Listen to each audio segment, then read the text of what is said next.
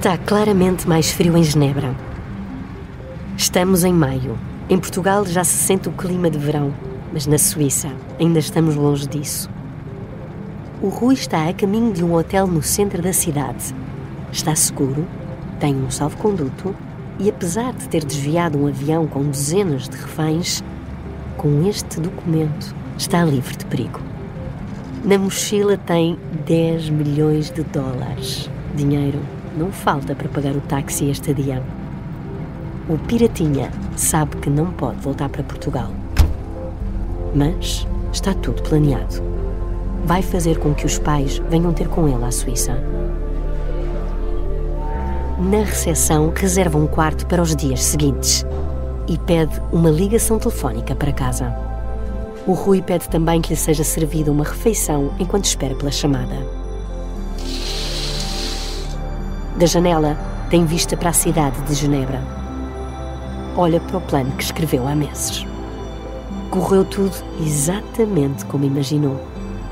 Está rico e pronto para mudar de vida. Chegou a altura de falar novamente para o Feijó. Os pais estão em lágrimas, mas o Rui explica tudo o que fez e tudo o que quer que façam. É preciso pagar o que falta do empréstimo da casa e comprar a parte do táxi que pertence ao sócio do pai. Explica que vai depositar o dinheiro numa conta e que a partir daí vai comprar os bilhetes de avião.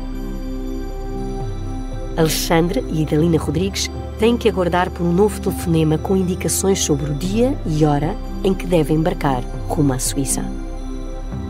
Rui promete esperar pelos dois no aeroporto, mas precisa também que tragam algumas coisas: documentos e cartões que estão guardados no armário da roupa na despensa, a mala que está no roupeiro do quarto da mãe e fotografias da família.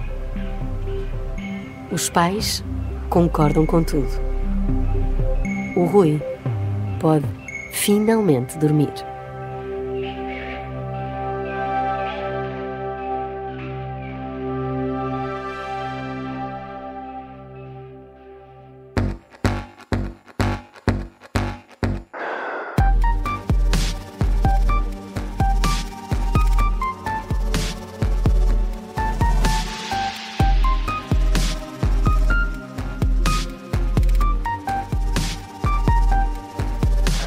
Estava tudo planeado ao detalhe.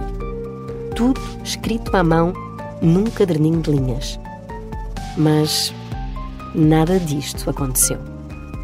O plano saiu furado e o Piratinha nunca chegou a Genebra.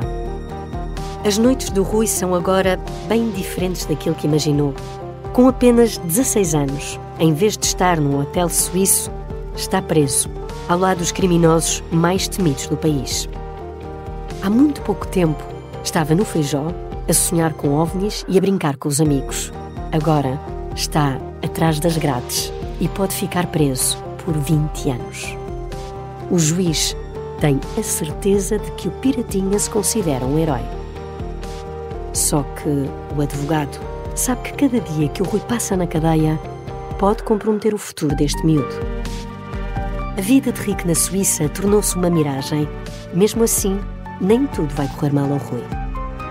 Mas as coisas ainda vão piorar muito antes de começarem a melhorar. Este é o Piratinha do Ar, uma série para ouvir em 6 episódios que faz parte dos Podcast Plus do Observador. É narrada por mim, Margarida Villanova, e a banda sonora original é de David Fonseca.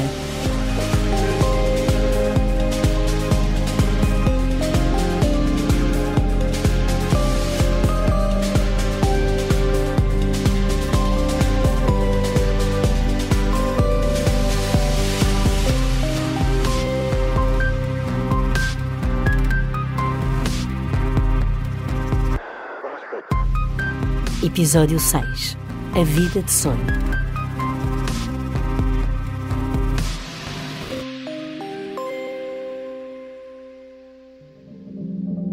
Esta é uma história real e é o conhecimento da história que guia a Onda em direção a um futuro melhor.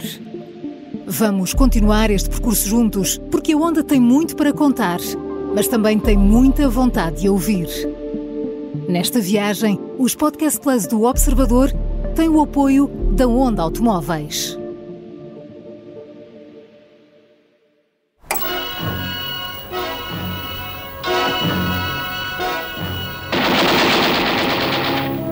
Give up your hopeless attempts to escape. We're going to devote our energies to sports and gardening, all the cultural pursuits. Meanwhile, we dig.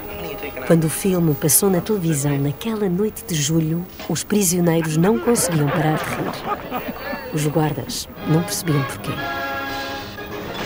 Em A Grande Evasão, um grupo de prisioneiros aliados consegue escapar de uma prisão nazi durante a Segunda Guerra Mundial. Como? Escavam um túnel por onde passam dezenas de detidos. Bem se podem estar a rir, pensam os guardas. Isso do filme nunca vai acontecer na prisão de Val de Judeus, em Alcoentre. É a prisão mais segura do país. Mas aqueles prisioneiros sabem que, dias mais tarde, os guardas já não se vão rir assim.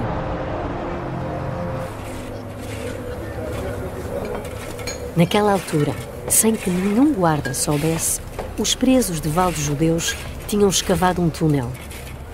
Tem 35 metros de comprimento, mas de diâmetro só se contam 80 centímetros. Foi preciso quase um mês para fazer tudo isto, depois de roubar as ferramentas da oficina. A partir do momento que entro dentro de uma cadeia, depois a minha cabeça só trabalha, portanto, para fugir, não é? Só me ocupo precisamente da fuga, não me ocupo absolutamente mais nada, isto mentalmente. Acontece depois que entrei, depois pensei que tinha que fugir.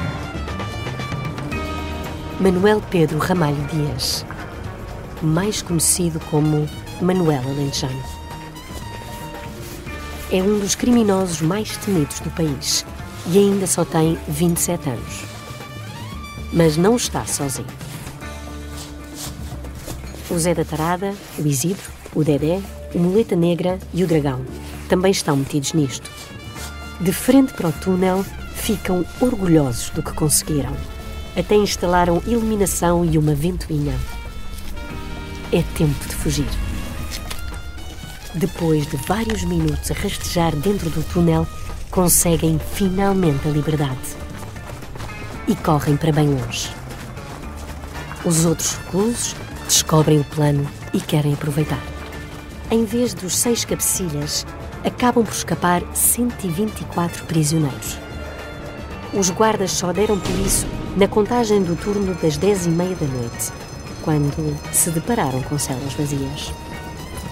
A fuga de Alcoentre, em 1978, ainda hoje é considerada uma das mais espetaculares em toda a Europa. Mas a liberdade não durou muito. Os prisioneiros acabam por ser capturados mais tarde. E em 1980, alguns deles estão na penitenciária de Lisboa quando lá chega um miúdo de 16 anos que está por toda a parte nas notícias por ter desviado um avião. E o próprio Manuel Alentejano fala dele. Fala que estou cá no diário dele, o pirata está aqui, o pirata. Jorge Trabulo Marques é jornalista e nos anos 80 entrevistou alguns dos reclusos mais perigosos do país. Um deles foi Manuel Alentejano. Entrevistei-o, foi uma entrevista de 1 hora e tal, estive à vontade com ele. Eu disse, então, você é o Manel, você parece que consta sair na cadeia que você é extremamente perigoso. Sim, eu tenho sempre uma faca da cozinha comigo, mas você parece-me simpático, vamos conversar, e eu precisava de pessoas como você para falarmos. Falamos à vontade e, portanto, comecei-lhe a colocar muitas questões e fiz-lhe uma grande entrevista, não é? Alto, loiro, inteligente. Manuel Alentejano é um homem carismático. A entrevista publicada no semanário Tal e Qual tem como título Confissões de um Assassino. No primeiro parágrafo, uma frase deste recluso. Quando mato alguém, fico um bocado deprimido. Eu sou um indivíduo muito nervoso, quer dizer, não aceito que as pessoas, direta ou indiretamente, me tentem humilhar. Portanto, quando eu vejo que as pessoas estão a querer entrar a humilhar-me, já não digo humilhar, mas estão a querer mesquinhar-me, eu tenho que explodir de qualquer maneira e eu então perco o respeito pela pessoa e portanto, só não me envolvo com ela se a coisa não chegar a isso, porque se for necessário, eu vou com ela, onde se me dá, que seja um capitão, como seja um oficial, como seja um soldado. O som que ouvimos é dessa entrevista de Jorge Trabulo Marques a Manuel Alentejano.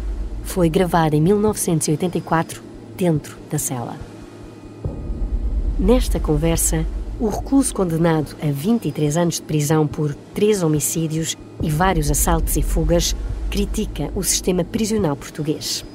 Fala sobre arrependimento e entrega os diários em que descreve a chegada do Rui. Chamam-lhe piratazinha, mas há outros piratas lá fora pior do que eles. Ele é inofensivo, já conversamos aí com ele, ele parece-me um bom rapaz, é simpático e coisa. Agora, o miúdo, vão prender o miúdo, temos aqui grandes piratas, eu também sou até um pirata, está aqui junto de mim.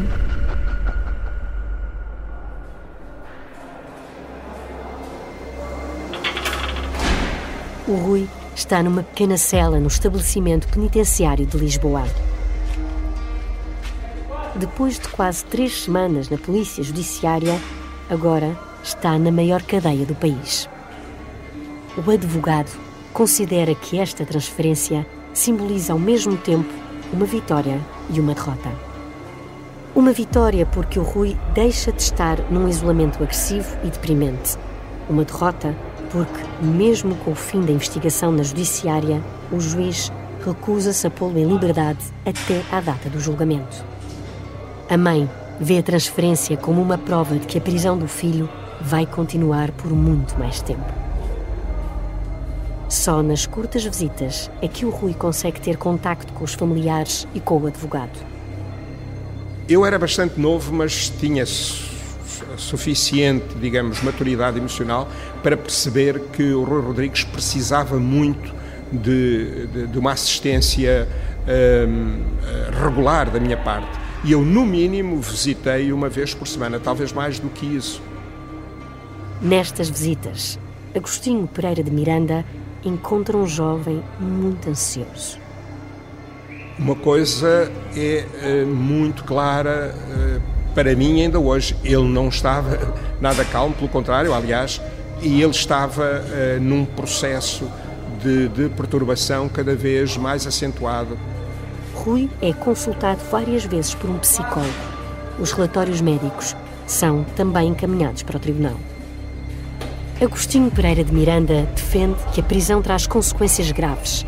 Está preocupado com a estabilidade mental do Rui. O próprio Ministério Público sugere a reintegração familiar e social imediata para evitar uma ruptura antissocial e uma eventual carreira criminosa. Mas o Piratinha permanece detido. O país divide-se sobre o caso. A aventura do Rui continua a merecer cobertura na imprensa. Há quem defenda que deve aguardar julgamento em prisão domiciliária, outros pedem mão pesada para prevenir casos semelhantes. A notícia chega mesmo à imprensa internacional. A revista Time publica um artigo onde o tratam por pirata do ar tímido. É um curto texto que descreve o sequestro do avião da TAP por um jovem que pediu desculpa e que perguntou se 10 milhões de dólares de resgate seria um valor muito alto. Por esta altura, José Correia Guedes já voltou ao trabalho. Está de novo a pilotar aviões da TAP, mas mantém o sequestro na memória. E um dia recebe uma visita inesperada. Apareceu o pai dele lá em casa, em minha casa. Não sei como é que ele descobriu o endereço, mas descobriu, foi lá ter. E então, por um lado, agradecer muito a intervenção, a ajuda, aquelas coisas do costume. E ele queria muito falar com o senhor. Queria muito falar comigo. Queria muito falar. Se o senhor fosse vê-lo lá onde ele está. Toda a estrutura da TAP foi consultada. Pensar, isto é um balão de ensaio. Ninguém é suficientemente maluco para fazer uma coisa desta. Isto é um balão de ensaio, é capaz de haver qualquer coisa mais séria por trás disto. Vai falar com o rapaz, vai ver o que é que ele te quer dizer. Ele tem qualquer coisa para te dizer. E nós queremos saber o que é que ele te quer dizer. A TAP suspeita de algo. Será que o sequestro não foi um ato isolado? José Correia Guedes tem uma nova missão: visitar o Rui na cadeia e descobrir mais sobre tudo o que se passou. O piloto compra um livro para oferecer ao Piratinha, escreve uma dedicatória e segue para a prisão. Encontra-se com o Rui na cela, oferece-lhe o livro e quer saber como tem sido tratado. Depois de alguns minutos de conversa, José Correia Guedes lança a pergunta que traz encomendada. Então o que é que me queres?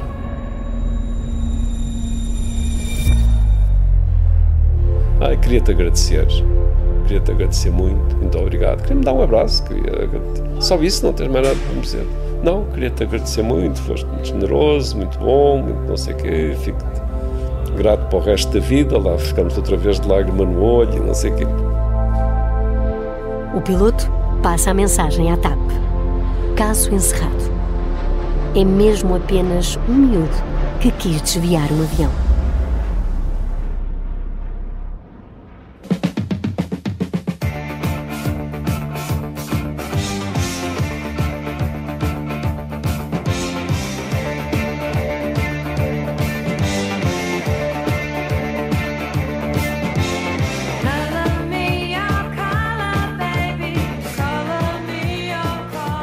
As semanas passam e o Rui continua detido.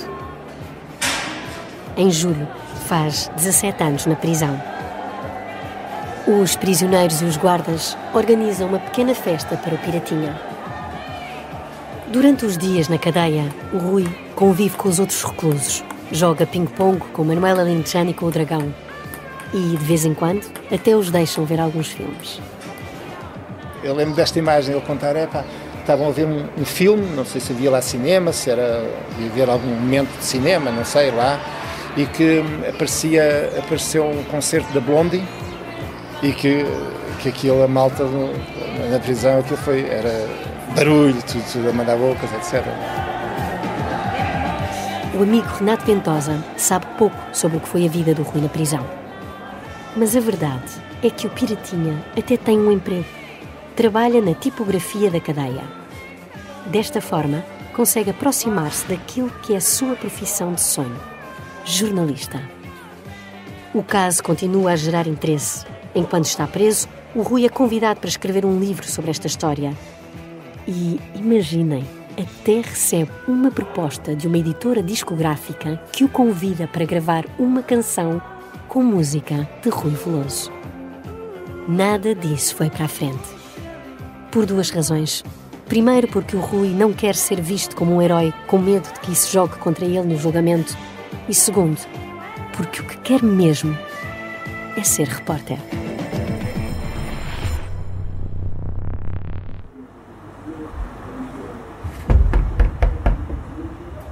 No dia 28 de outubro, Idalina Rodrigues abre a porta de casa e sente-se mal. À frente dela está o Rui.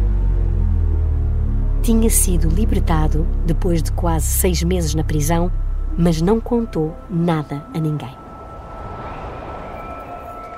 Naquele dia, um guarda prisional chamou o Rui e pediu-lhe que arrumasse as suas coisas.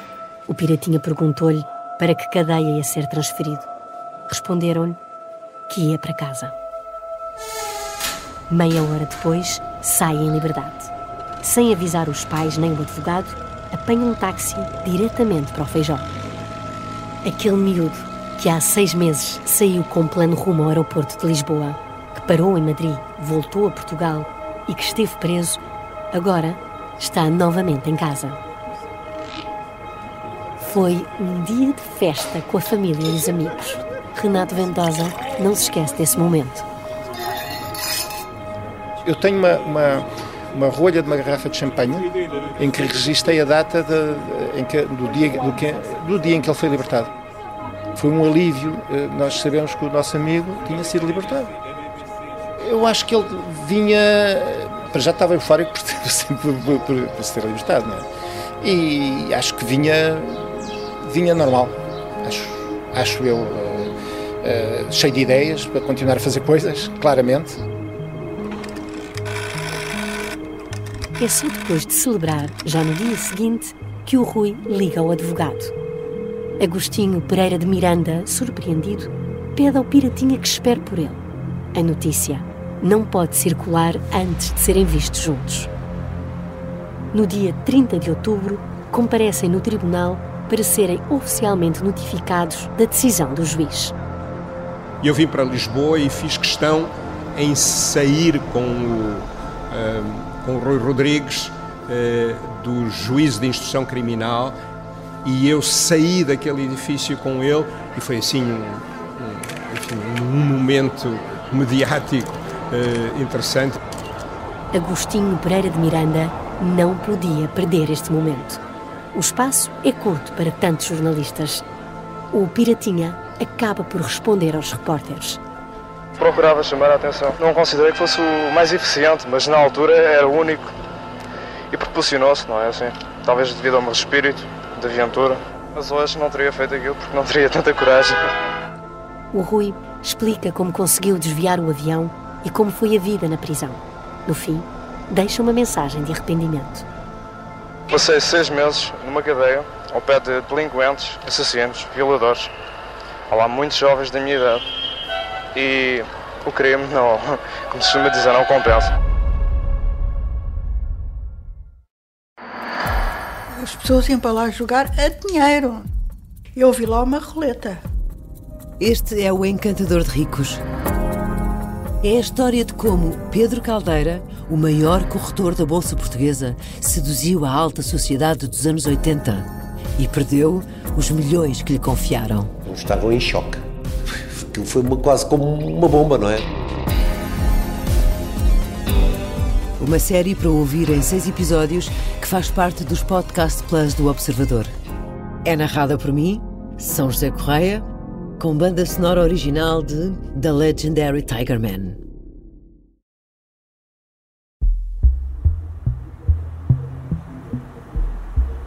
José Correia Guedes não dá pela notícia de que o Piratinha foi libertado. Está em casa, em Carcavelos. Por esta altura, o piloto da TAP tem voado pouco e aproveita para tirar um curso de jornalismo. É num destes dias, enquanto estuda com um colega, que é surpreendido pela campainha. Tocam à porta, plim, plom. E vai saber, é ele. O Piratinha está de novo com o piloto. É uma das primeiras coisas que o Rui faz depois de conseguir a liberdade. Pedir montes de desculpas à minha mulher.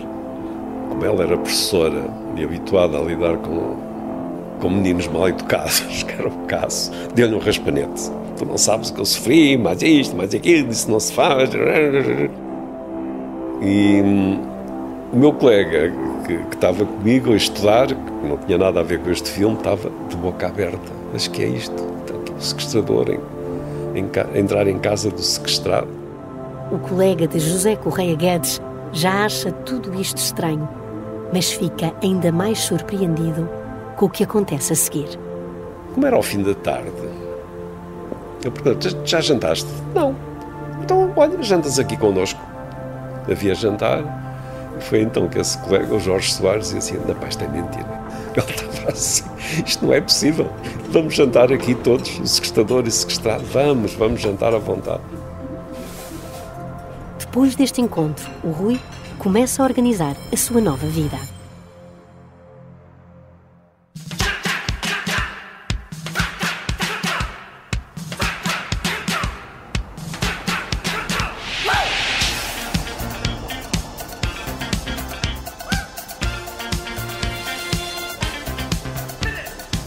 Ele não quer voltar para a escola.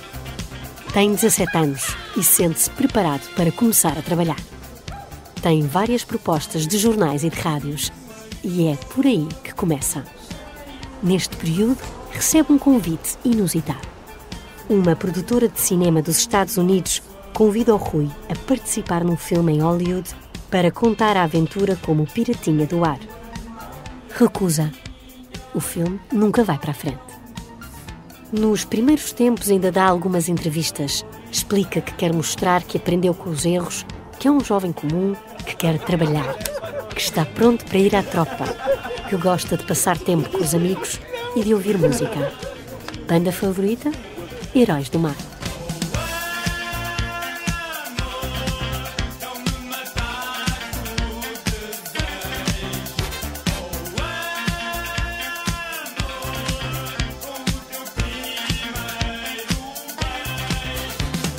a relação com os pais também melhora. Tudo corre bem na vida do Piratinha. Em 1983, Rui já deixou o jornalismo e trabalha numa produtora de filmes. Em setembro de 1984, vai à tropa. É recruta em Beja. Trabalha no Centro de Audiovisuais do Exército. Em 1985, pede a namorada em casamento. Está noivo. Tudo corre bem, mas não se esqueçam de uma coisa. O Rui está em liberdade, só que não foi julgado. Ainda pode ser condenado a uma pena que pode chegar aos 20 anos de prisão. Sim, já nesta época a justiça era lenta em Portugal. O desvio do avião acontece em maio de 1980, mas o julgamento só tem início 5 anos depois. Rui tem agora 22 anos. Passou tanto tempo que, por esta altura, Agostinho Pereira de Miranda vive nos Estados Unidos e o Rui tem o caso entregue a outro advogado, Vítor Miragaia. O juiz, José António Rodrigues Simão, nunca teve um caso assim. Achei um caso absolutamente insólito, não é? Uma coisa um bocado estranha, não é? Foi isso que me lembra, não é? Da estupefação. Como tudo nesta história, também o julgamento vai ser diferente. O juiz aceitou o pedido dos advogados de defesa para que o julgamento se realize com júri. Sabem que este é um caso mediático e que grande parte do país defende a liberdade do Rui. Uma decisão através de um júri pode beneficiar o Piratinha.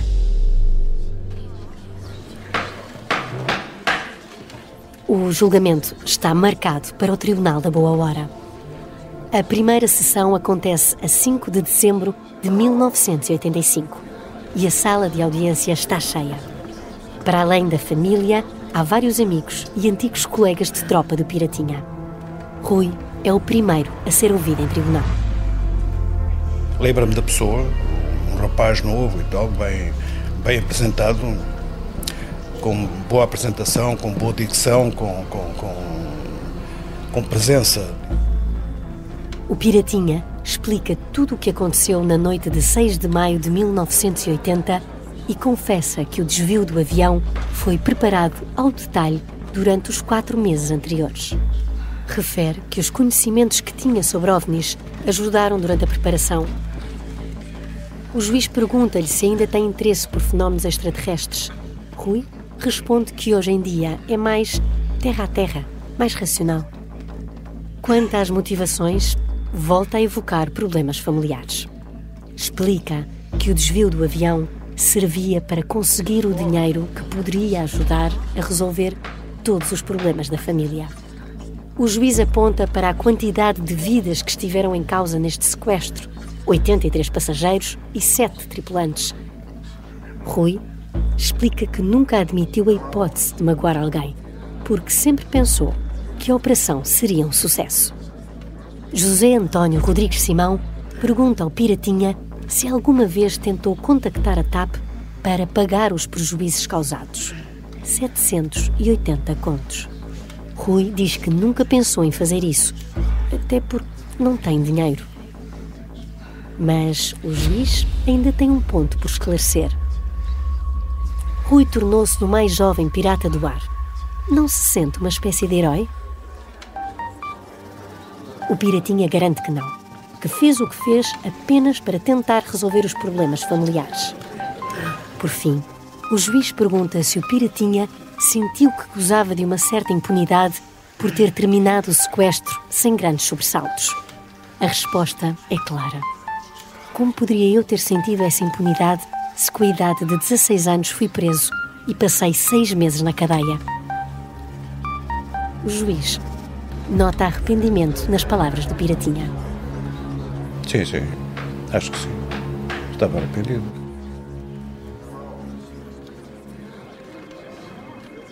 José Correia Guedes, o copiloto, testemunha a favor do Piratinha.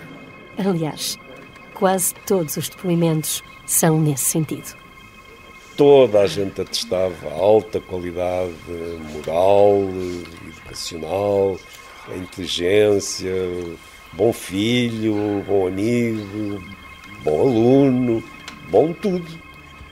Estava cumprida a promessa. 5 anos antes, o copiloto tinha garantido ao Rui que todos iam testemunhar a favor dele se desistisse do sequestro. Agora, tudo se estava a confirmar. Mas o tribunal dá como provados factos que são graves. Um deles é a premeditação. Rui passou 4 meses a planear tudo isto ao pormenor. Ficou provado que tinha uma arma e 8 balas e que ameaçou a tripulação para conseguir os seus objetivos: $10 milhões e um salvo-conduto para a Suíça. A utilização da arma era o maior problema para o Piratinha.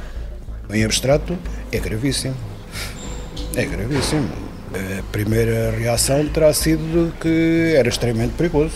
Uma pessoa armada dentro do avião e a ordenar isto e ordenar aquilo e faça assim, isto é extremamente perigoso.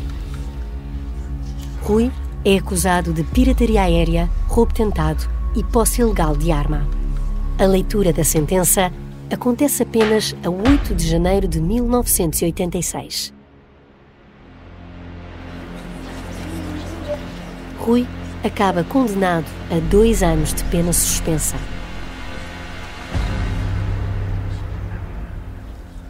Fica em liberdade. A idade, o arrependimento e o facto de já ter estado preso 6 meses serviram como atenuante. É sempre importante a forma como se assumem os factos, não é? Como se assume a culpabilidade e ele assumiu isso. E mostrou-se arrependido, enfim, acho que... E era muito jovem, muito jovem. A família e os amigos do Rui não escondem a felicidade com a sentença.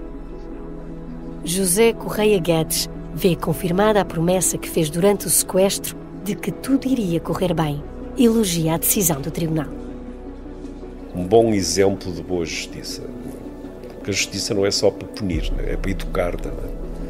Eu acho que na altura a própria justiça sai dignificada deste caso. Porque em vez de o punir severamente, dá-lhe uma oportunidade. Os advogados do Rui queriam mais. Pediam a absolvição. Ainda assim, Agostinho Pereira de Miranda fala numa vitória. Mais de 40 anos depois do sequestro, o advogado confessa agora que nunca acreditou completamente na justificação apontada pelo Piratinha. Se o Rui Rodrigues me estiver a ouvir, ele certamente perdoar-me-á, mas eu não sou muito sensível a esse argumento, porque os pais, como eu vim a testemunhar pessoalmente, tinham uma relação, eu diria, normalíssima para um casal daquela idade e vivendo nas circunstâncias em que viviam, sem nenhum tipo de violência.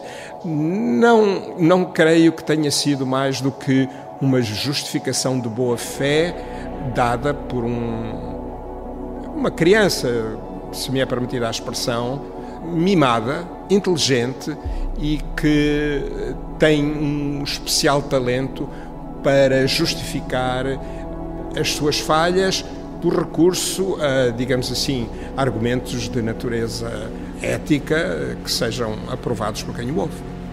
Não era seguramente para se divertir, isso posso afirmar sem nenhuma hesitação, mas poderia ser para ver, digamos, até onde chegava o seu poder, uma espécie de testar os seus limites.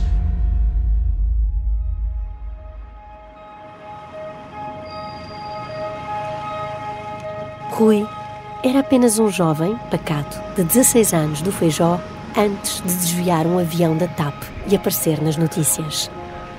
Ficou famoso de um dia para o outro, mas depois do julgamento desapareceu.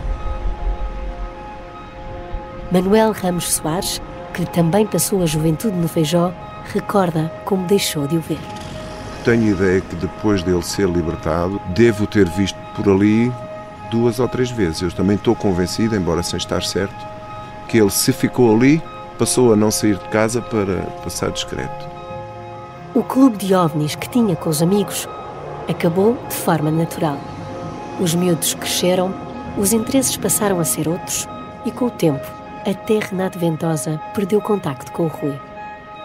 Eu acabei de 12º ano, fui para o técnico e passei-me a envolver bastante no curso que estava a tirar e com as pessoas do meu meio estudantil da altura.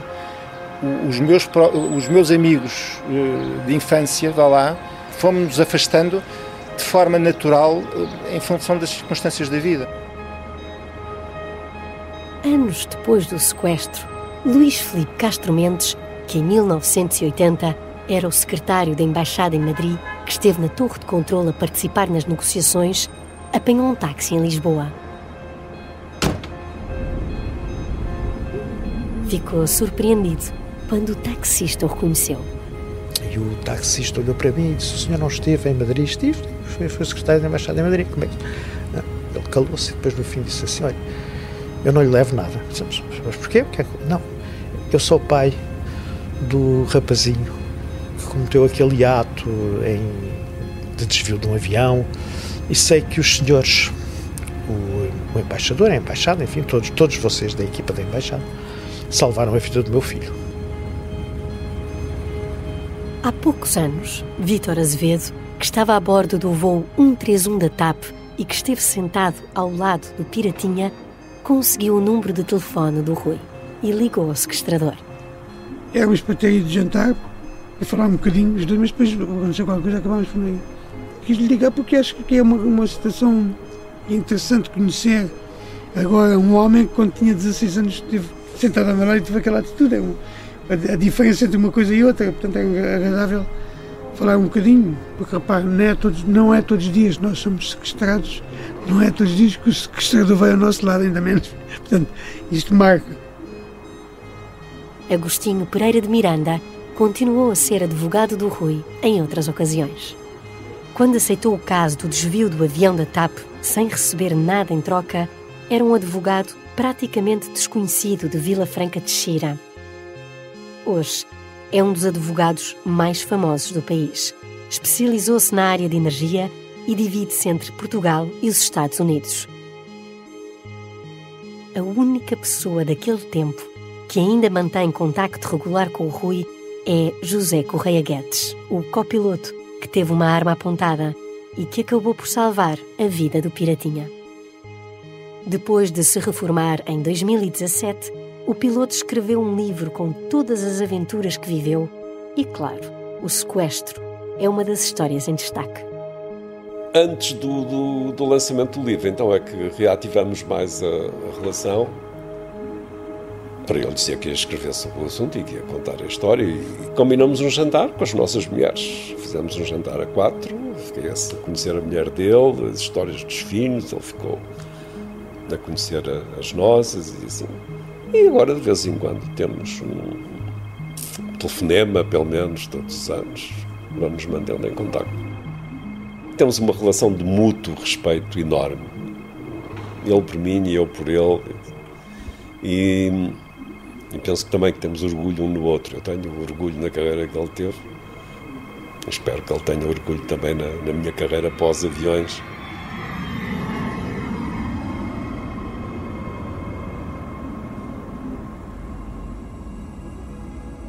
Por esta altura, já devem estar a perguntar-se o que é feito do Rui. Queria ser jornalista e foi, mas por pouco tempo. Acabou por fazer carreira nos mídia, mas mudou para a área comercial. Passou pela TSF, Rádio Comercial, RTP e TVI.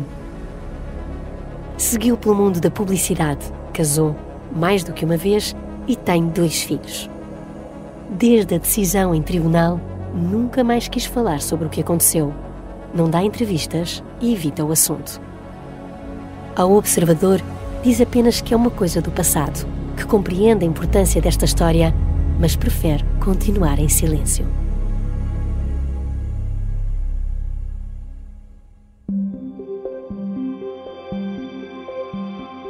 O Piratinha cresceu. Quando desviou o avião tinha 16 anos. Neste mês de julho faz 60.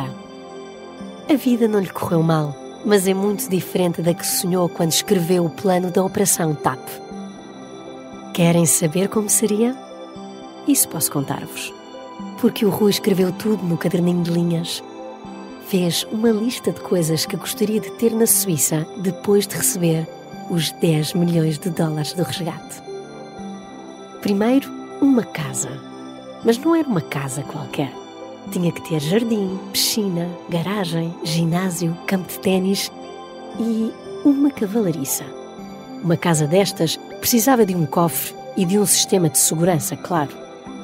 Ia também comprar uma televisão a cores e uma boa aparelhagem. Rui queria continuar a estudar OVNIs e saber mais sobre ciência. Para isso, ia precisar de uma biblioteca, um escritório e um laboratório com telescópio, microscópio e um ampliador de fotografias. A lista de desejos que escreveu é interminável. Uma máquina de filmar, outra de fotografar, uma de escrever e um leitor de vídeo. Para se entreter e a comprar equipamento de pesca e de caça. O Rui não esqueceu o exercício físico e fez uma lista dos desportos que queria praticar. E não eram poucos. Ginástica, atletismo, natação, futebol, basquetebol, ténis, surf, voleibol, karatê, hipismo, ciclismo e tiro. Queria também 3 carros e uma pista de karting. Na vida que sonhou, havia espaço para 2 motas e ainda um iate e um barco a motor. Depois de tudo isto, anotou no seu caderninho os cursos que queria tirar. Primeiro, línguas, francês e inglês. Ia também ter tempo para estudar datilografia, caça submarina, canto, dança, fotografia, cinema e ciências ocultas. Por fim, escreveu os 3 últimos desejos. Tinha de aprender a andar de mota. Tinha de aprender a conduzir um carro. E claro, o Piratinha do Ar tinha de aprender a pilotar um avião.